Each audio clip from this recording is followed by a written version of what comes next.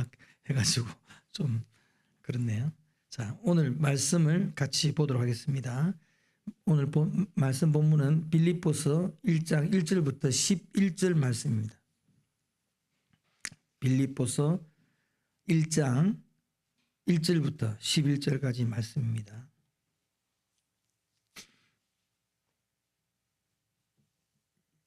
네, 찾으셨으면 같이 함께 읽도록 하겠습니다. 이 말씀 본문을 통해서 우리가 또 은혜 받기를 원합니다. 함께 읽겠습니다.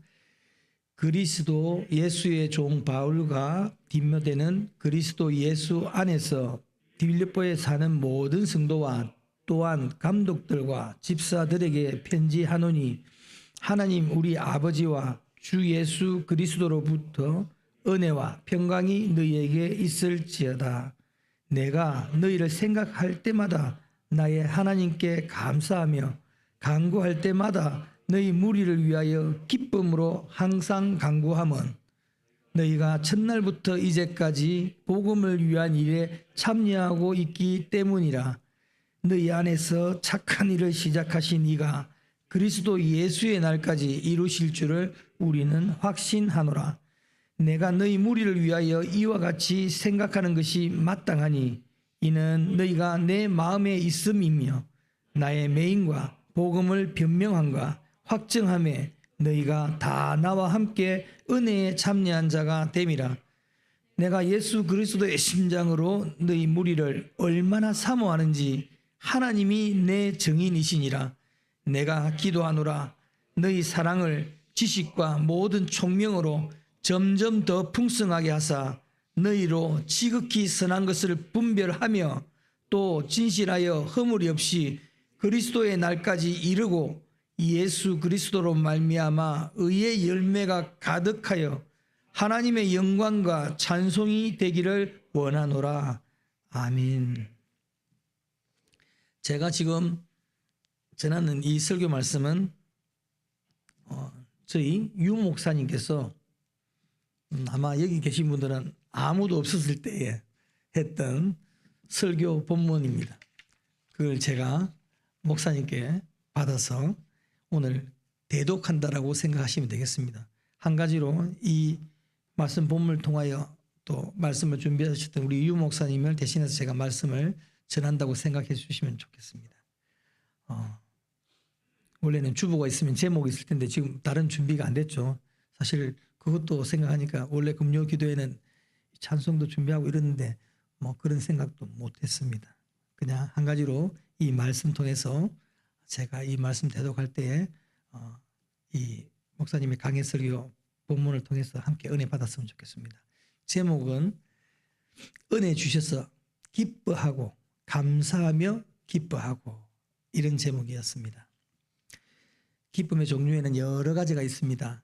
육체적 필요를 채울 때 주는 기쁨, 밥 먹고 좋은 옷 입고 또 좋은 집에 살고 하는 등등의 그런 기쁨들도 있겠죠. 또 다른 기쁨, 또 정서적인 기쁨, 감정적으로 노래를 또 들을 때, 할 때, 또 예쁜 꽃을 볼 때, 또 다른 사람을 만날 때 등등 이런저런 기쁨들이 있습니다. 이 모두와는 다른 더 큰 기쁨은 우리에게는 아시다시피 영적인 기쁨이 있습니다.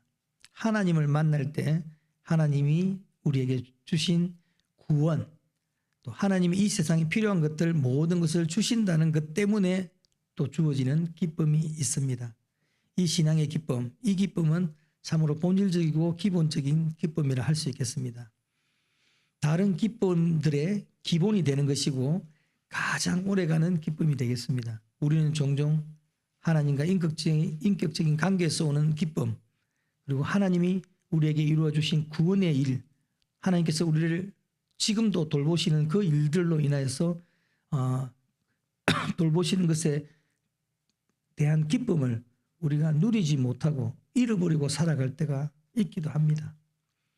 이 빌립보서에서는 사도 바울은 아시는 것처럼 감옥에 있습니다. 감옥에서 어쩌면 순교할지도 모르는 그런 상황에서조차도 성도들에게 기뻐하라고 가르친 내용, 또 성령님은 아주 악조건에 있던 사도 바울을 통해 성도들에게 또한 기쁨을 말하고 가르쳐주고 있습니다. 우리에게도 지금도 기뻐하라고 말씀하고 계십니다. 성령님의 명령은 기쁨을 만들어내는 힘 자체입니다.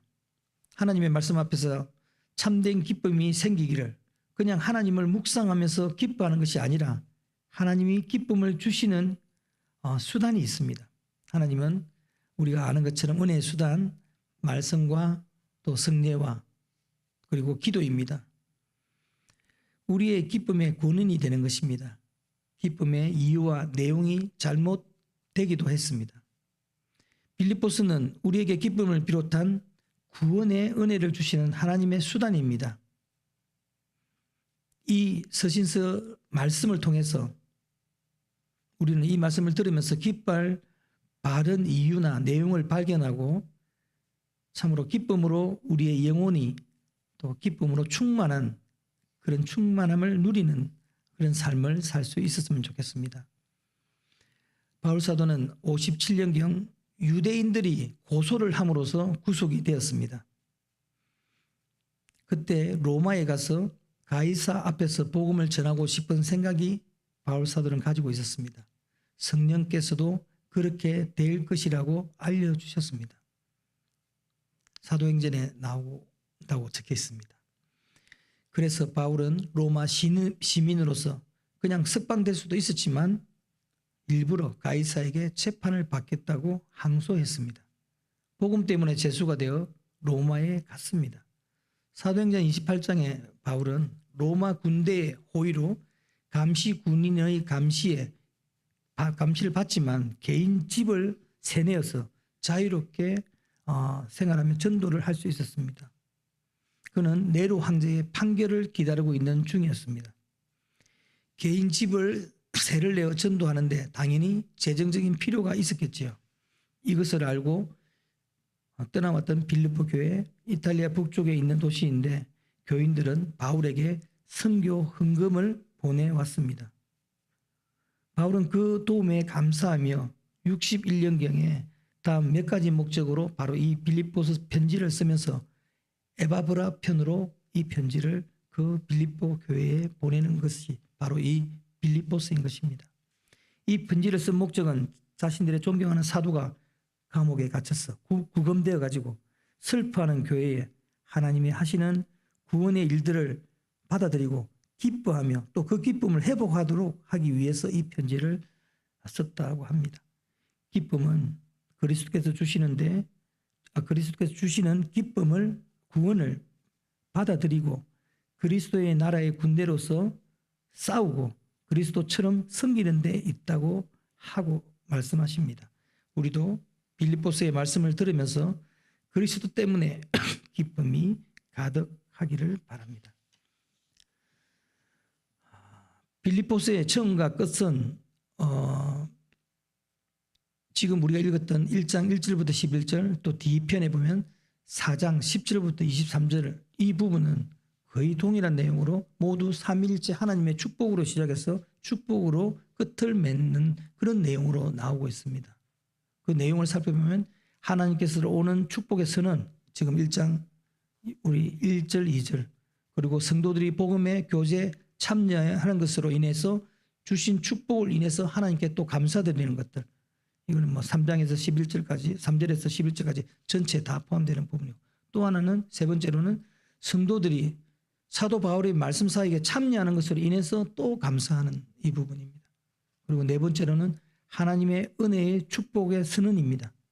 그래서 우리 목사님께서 설교하실 때 말씀하시는 것처럼 이 빌립보서에는 일명 수미 쌍관법으로 앞에와 뒤에가 동일한 내용이 있는 그런 편지고 성경이 되겠습니다. 자, 가운데 있는 본문들은 그리스도의 복음이 외부로 확장되는 것, 성도들이 제사장으로서 서로를 섬기는 것으로 인해서 기뻐하는 것, 또 표대를 향해 달려가는 삶들을 말하고 있습니다. 그래서 이 오늘 본문들을 통해서 또 우리에게 주시는 말씀을 몇 가지로 정리해 보도록 하겠습니다. 다시 정리하면 첫 번째로 예배와 삼위일체 하나님으로부터 나오는 축복이 기쁨의 우리가 가지는 기쁨의 원천이다라고 말씀해 주고 있습니다. 1절에서 오늘 3절까지의 말씀을 보면서 우리가 이 말씀을 보겠습니다. 성도의 기쁨은 위에서 내려오는 은혜 그 자체입니다.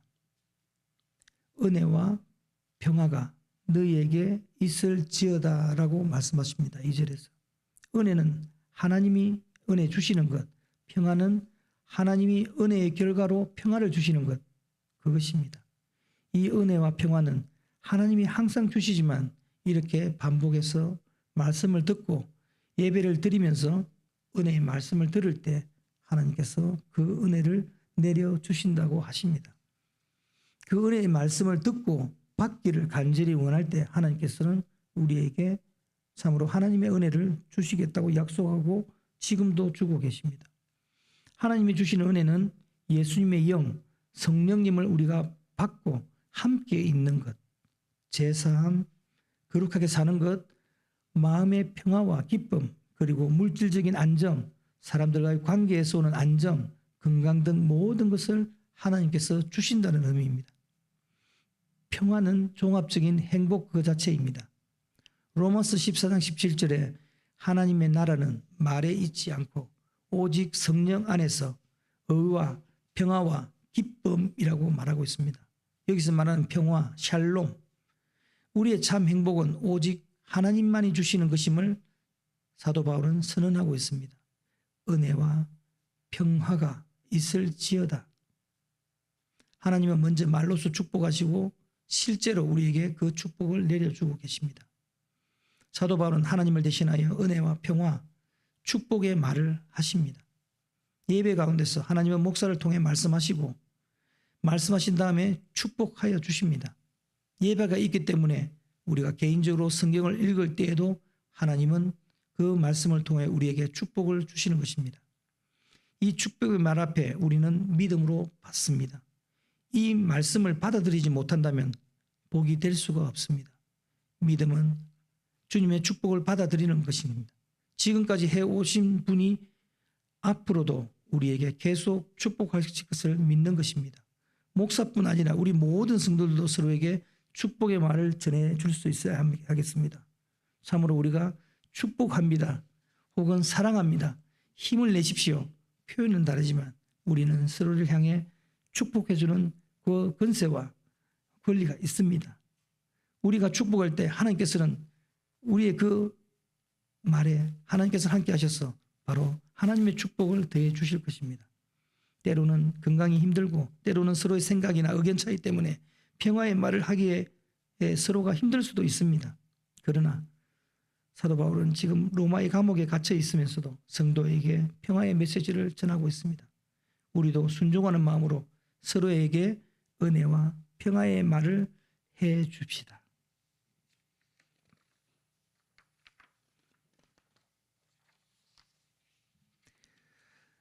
우리 자신이 느끼는 것 이상으로 하나님은 우리 성도들을, 교회들을 사랑하기 때문입니다. 때로는 내가 힘들고 별로 그런 말 하고 싶지 않을 때도 서로에게 축복의 말을 해 줄 수 있어야 합니다. 왜냐하면 당신에게 예수님의 평화라는 이 말은 내가 당신에게 평안을 준다는 뜻이 아니라 하나님 아버지와 우리 예수님으로부터 오는 것입니다.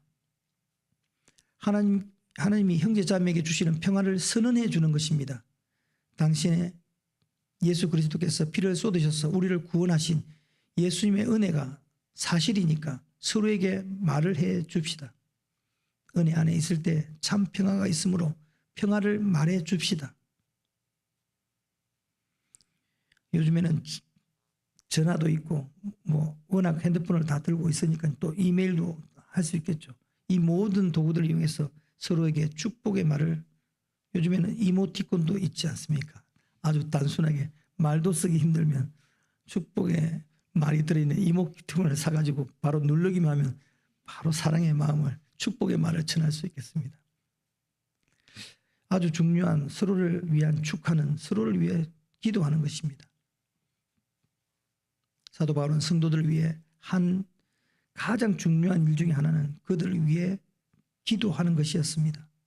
서로에게 감사를 표현하는 일을 물론 했겠지요. 그보다는 하나님께 그는 감사했습니다. 하나님, 저에게 이런 성도들이 있음을 감사합니다라고 오늘 본문에서도 말하고 있지 않습니까? 사랑하는 성도 여러분, 우리가 서로 기뻐합시다. 나 스스로 기뻐합시다. 이 축복의 하나님이 우리와 함께 계시고 예배에서 목사님을 통해 혹은 이 말씀을 통해 축복의 말을 해주고 계십니다. 그 말씀을 믿음으로 받읍시다. 믿음으로 받을 때 우리의 마음이 바로 하나님이 주시는 그 기쁨으로 넘쳐나게 될 것입니다. 믿음으로 받을 때 우리 삶에서 하나님의 은혜와 평화가 이루어질 것입니다. 두 번째로 기도와 감사 가운데 기쁨이 넘치게 됩니다. 특히 다른 사람을 위해 기도할 때 감사가 넘치게 되는 것입니다. 바울 사도는 3절에 빌립보 교인을 위해 기도할 때 생각할 때마다 그들에 대해 마음을 감사하는 기도를 하나님께 드렸습니다. 참 좋은 모본을 보이고 있습니다. 혹시라도 나를 힘들게 하는 형제자매가 있으면 그 힘들게 하는 형제자매가 혹 아내이건 혹 남편이건 하나님께 불평하기 전에 그를 위해 감사하는 우리들이 되었으면 좋겠습니다. 감사의 내용은 5절에서 보시면 뭐라고 되어 있습니까? 바울 사도가 첫날부터 복음 안에서 교제를 했었기 때문이라고 말하고 있습니다. 7절에 복음의 변명함과 확증함에 함께한 자들이기 때문에 말하고 있습니다. 이 모든 단어들이 헬라어로 코이노니아입니다. 이 함께했다는 대개 코이노니아라고 하면 어떤 것을 말하고 있습니까? 함께 대화하는 것을 말하곤 합니다. 그러나 여기서 바울이 말하고 있는 교제는 참여함입니다. 다른 사람에게도 부족함이 있고 나에게도 부족함이 있지만 그것 때문에 우리의 구원이 없어지지 않습니다. 우리 죄에도 불구하고 믿는 자에게는 그리스도의 영이 함께 하십니다. 때문에 나도 죄인이고 너도 죄인이지만 우리에게 주신 복음이 있기에 우리는 하나인 것입니다. 우리가 그 하나님의 죄사함을 위해서 하나됨에 대해서 함께 감사합시다. 같은 복음에 참여하여 우리는 같이 구원을 받았기 때문에 함께 감사합시다. 그런데 복음을 위해 함께 일하기 때문에 우리는 또한 감사합니다. 7절에 복음을 변명 또는 변정함과 확정하는 것, 변명은 복음을 전하기 시작하는 것, 확정은 복음을 삶으로 계속하여 살아내는 확인하는 것입니다. 성도들이 함께 복음의 일을 하고 있기 때문에 서로를 생각할 때 감사한다는 것입니다. 우리는 함께 구원을 받은 성도들이고 또 그들을 위해 기도할 때 우리는 감사가 넘쳐날 것입니다. 우리는 함께하는 지체들이 있기에 또 그들을 위해 감사함으로 기도하고 우리에게 주시는 기쁨을 받읍시다. 우리가 함께 복음을 위해 수고하고 고난에 참여함으로 기뻐합시다. 사도 바울은 성도를 위해 그렇게 감사 기도할 수 있었던 것은 7절에 나오는 말씀처럼 그들이 사도의 마음속에 있었고, 그래서 8절에 보면 예수 그리스도의 심장으로 서로 사모한다고 말씀하고 있습니다. 바울 사도는 성도들이 자신의 마음속에 있다라고 표현하고 있습니다. 마음속에 늘 성도들의 생각이 떠나질 않습니다. 저는 오늘 본문에서 처음 알았는데 심장이 우리나라 말로 순수 우리나라 말로 어떤 단어를 쓰는지 아시는 분 계세요? 우리 일반적으로 심장이라 말하는 걸 이게 우리가 쓰는 말에 우리가 애간장이 탄다고 그러죠. 그 애간장이 심장을 가리키는 겁니다. 저는 오늘 제대로 알았습니다. 애간장이 탄다라고 말할 때 그 말이 심장이 탄다는 그런 의미랍니다. 심장이란 뜻이랍니다. 우리나라 말로 애간장. 참으로 바울 사도는 애간장이 다 타도록 그 성도들을 향한 그 마음을 생각이 떠나질 않았다는 것입니다. 예수님이 죄인들과 병자들을 보고 마음이 찢어지는 듯한 상황을 두고 바로 한 말이 이 애간장이 탄다는 그런 표현으로 말씀을 드릴 수 있겠습니다. 어떻게 하면 예수님처럼 형제자매를 사랑할 수 있는지, 항상 형제자매를 생각할 수 있는지 그 깊이를 우리는 이해할 수 없습니다. 항상 형제자매를 마음에 생각하자, 예수님처럼 생각하자, 그렇게 억지로 노력한다고 이게 되겠습니까? 이런 고백을 할 수 있는 마음은 예수님께서 우리에게 주신 모습을 닮아갈 때만이 가능하다고 생각이 듭니다. 이것이 성령께서 사도 바울의 마음속에서 그러한 마음을 일으켜 주셨기 때문에 가능했던 것이라고 생각합니다. 시편 16편 3절에 보면 땅에 있는 성도는 존귀한 자니 나의 모든 즐거움이 저희에게 있도다. 다시 한번 읽겠습니다. 시편 16편 3절에 땅에 있는 성도는 존귀한 자니 나의 모든 즐거움이 그 성도에게 있다고 말합니다. 구약의 성도도 이렇게 성도의 사람이 기쁨의 원인이 되었습니다. 저와 여러분이 가까이 있는 내 아내, 내 자녀, 아니 우리 성도 간의 이 사람, 이 영혼 때문에 기쁨이 넘치고 있습니까? 사랑하는 성도 여러분, 우리 모두에게 주님의 구원하여 하늘나라 백성 삼으신 것 더 감사하며 기쁨 넘치기를 소원합니다. 같은 그리스도, 같은 복음에 참여한 성도들을 즐거워하는 복을 우리가 누릴 수 있기를 바랍니다. 또 우리가 함께 복음을 전하고 복음을 확증하는 동지가 되면서 그 과정에서 주시는 기쁨을 함께 누려갔으면 좋겠습니다. 마지막으로 세 번째, 천국에서 완성될 소망 때문에 기뻐한다고 합니다. 바울 사도의 감사와 기쁨은 구원을 시작하신 하나님이 구원을 천국에 갈 때까지 완성할 것이기 때문이라고 합니다. 6절, 너희 속에 착한 일을 시작하신 이가 그리스도 예수의 날까지 이루리라. 착한 일은 복음을 믿는 것과 복음을 전하는 일입니다. 성도들이 그리스도의 인격을 닮아가는 그것을 말씀하고 있습니다. 천국까지 하나님께서 이루실 것에 대한 감사는 9절 이후에 기도로 변합니다. 교회를 위한 바울 사도의 기도입니다. 같이 한번 읽겠습니다. 자, 9절 이후를 다시 한번 보겠습니다. 내가 기도하노라. 같이 끝까지 한번 읽겠습니다. 내가 너희 사랑을 지식과 모든 총명으로 점점 풍성하게 하사 너희로 지극히 선한 것을 분별하며 또 진실하여 허물 없이 그리스도의 날까지 이르고 예수 그리스도로 말미암아 의의 열매가 가득하여 하나님의 영광과 찬송이 되기를 원하노라. 참 이러한 확신을 가지고 바울 사도는 기도하고 있는 것 같습니다. 지금 빌립보 성도, 빌립보 교회에 사랑이 있지만 더 넘치게 해달라고, 그 사랑이 항상 지식 가운데, 즉 하나님과 아버지와 구원주로 바로 아는 것에서부터 성도들의 사랑이 더 풍성해지기를 간절히 기도하고 있는 바울 사도를 볼 수 있는 것 같습니다. 몸은 떠나 있지만 성도 한 명 한 명이 하나님 앞에 하나님을 바로 알고 또 서로에 대한 사랑이 깊어질 것을 기대하며 기도하는 것 같습니다.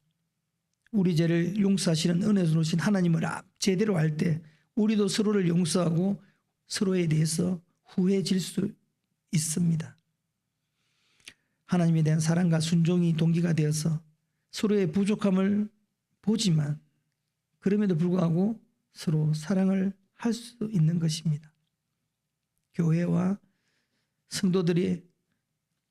성도들의 사랑과 믿음이 앞으로 더 풍성해질 것이라는 확신이 있는 기도가 있기 때문에 사도 바울은 감사하고 또한 더 기쁨이 넘치는 것 같습니다. 그래서 우리가 읽었던 10절에 지극히 선한 것을 분별하며 분별은 마음으로 판단한다는 뜻도 있지만 연단된다, 재련되어 나온다는 뜻도 있습니다. 지극히 선한 자로서 연단되어 나오기를 기도하고 있습니다. 진실하여 즉 순금처럼 잘 정련된 허물이 없게 되기를 기도하고 있습니다. 의의 열매, 성령의 열매가 가득하기를 기도하고 있는 것입니다. 성도의 삶은 열매를 맺는 삶입니다. 사랑, 기쁨, 온유함으로 서로를 섬기고 우리는 멈추지 않고 계속 그리스도를 닮아 성장해 나가야 합니다. 언제 그렇게 됩니까? 10절에 말하고 있습니다. 그리스도의 날, 곧 재림의 날인 것입니다. 복음에 참여한 성도들의 기도에서 사도 바울은 예수 재림, 그 종말의 때에 완성될 형제 자매들의 아름다운 모습을 믿음으로 보면서 기도하고 있습니다. 여전히 부족함이 있는 우리들이지만 하나님께서는 우리를 통해 이루어 가십니다. 우리가 넘어지기도 하지만 다시 회개하고 일어서도록 도우십니다. 우리의 한근기는 어린 시절이나 과거가 아니라 내세에 바로 주님과 함께할 그 천국에 있습니다. 계속해서 우리는 성장해 나가야겠습니다. 지금 내가 당하는 어려움이 있지만 그 어려움만을 보지 맙시다. 그 어려움이 있기 때문에 열매 맺지 못하는 것은 아닙니다. 일제시대 신사참배를 강요할 때 많은 성도들이 그 강요에 굴복하고 말았습니다. 그러나 그것에 굴복하지 않은 성도들은 그냥 감옥에 갇혀서 전도도 못하고 하루하루 다가오는 죽음의 날을 기다리고 있었을 뿐이었습니다. 그럼에도 불구하고 그들의 삶은 열매 맺는 삶이 되었습니다. 힘든 역경에도 굴복하지 않아 살아있는 것만으로 해도 큰 일을 했던 것입니다. 그 고난 가운데 의의 열매들이 생겨났습니다. 바로 천국에 갈 열매들입니다. 고난의 시기가 끝난 다음에 그 고생들이 다 열매 맺기 위한 바탕이었던 걸 우리가 알게 되는 것입니다. 그러나 저도 모든 동력자들은 앞으로도 우리가 남은 삶에서 더 연단되어지고 단련되어져 갈 것입니다. 10절에서 더 순전하고 진실해져야 한다고 말하고 있습니다. 더 사랑이 넘치고 생명의 열매를 맺어 나가야겠습니다. 지금은 부족한 면이 있어도 우리 모두 그리스도 재림의 날에 완전해질 것을 바라며 우리가 살아가야겠습니다. 지극히 선하게 변하게 될 것입니다. 참으로 주님께서 우리를 그렇게 만드실 것입니다. 모두 그리스도의 재림의 날에 완전해질 것입니다. 내 개인의 삶에서도 아무리 어려움이 오더라도 주님을 향한 지식과 믿음이 계속 자라가고 형제자매를 향한 사랑이 성숙해져 갈 수 있도록 기도합시다. 우리 교회와 우리 기독교 공동체, 우리 직장을 그렇게 만들어 주실 것을 바라며 믿고 기도합시다. 11절 그날에는 하나님의 영광의 찬송이 되게 하시리라. 이 말은 두 가지 뜻을 말씀드릴 수 있겠습니다. 우리가 찬송을 부리며 하나님께 영광을 돌리는 것을 말합니다. 또 다른 뜻은 우리 자신이 하나님의 영광스러운 찬송지처럼 아름답고 영광스러운 존재로 변해갈 것이라는 의미입니다. 그렇습니다. 우리는 그렇게 변할 것입니다. 실제로 우리 자신을 그렇게 영광스럽게 만들어 가실 것을 믿습니까? 저는 제가 믿음 생활을 해보니까 그것만이 소망이지 지금 있다는 설정의 내 모습은 도무지 소망이 없기 때문에 참으로 주께서 그리하여 주셔야만 내가 억울하게 예수를 믿고 하나님을 섬기는 게 아닌 게 되는 것이지 참으로 하나님께서 그리하실 것을 우리 부족한 우리를 참으로 영광스럽게 하실 것을 하나님께 영광의 찬송이 되게 하시게끔 하시리라는 것을 너무 또 바라게 되고 저는 믿게 되는 것 같습니다. 그냥 이대로 살다가 그냥 끝이라면 그걸 물론 주님께서 오셔서 또 우리를 그 영광 중에 부르시겠지만 참으로 주님 오실 그때는 우리를 하나님의 그 영광의 찬송이 된 아름다운 모습으로 우리를 변화시켜 줄 것이라는 것을 정말 바라고 믿게 되는 것 같습니다. 참으로 그렇게 변할 것입니다. 우리 모든 결점은 다 사라지고 하나님의 영광이 우리의 얼굴에, 삶에, 입술에 가득해서 우리는 영광스러운 찬송처럼 될 것입니다. 사랑하는 형제 여러분, 우리의 삶의 힘든 문제, 우리 자신의 죄의 뿌리가 아직은 우리 삶의 곳곳에 있어서 그 쓴뿌리들이 우리를 괴롭게 하지만 우리는 참으로 우리를 인도하시고 붙드시는 그 하나님으로 인하여서 우리의 날로 말씀을 통해 우리에게 주시는 그 은혜로 인하여서 기뻐합시다. 하나님이 지금도 은혜와 평강이 주신 주님이시니 믿음으로 받고 기뻐합시다. 또 교회를 주신 하나님께 감사합시다. 함께 구원받고 함께 하나님의 나라를 이루어가는 형제자매로 인해 감사하고 기뻐합시다. 예수 재림 때까지 계속 성장하고 함께 감사하고 함께 기도합시다. 형제자매까지 평화의 말을 나누고 함께 복음을 나누면서 성장해 나가도록 합시다. 특히 우리 가정에서도 함께 복음을 나누고 또 삶을 나누고 또 그리스도 예수의 재림의 때까지 또 성장할 수 있도록 해야겠습니다. 네, 여기까지 말씀.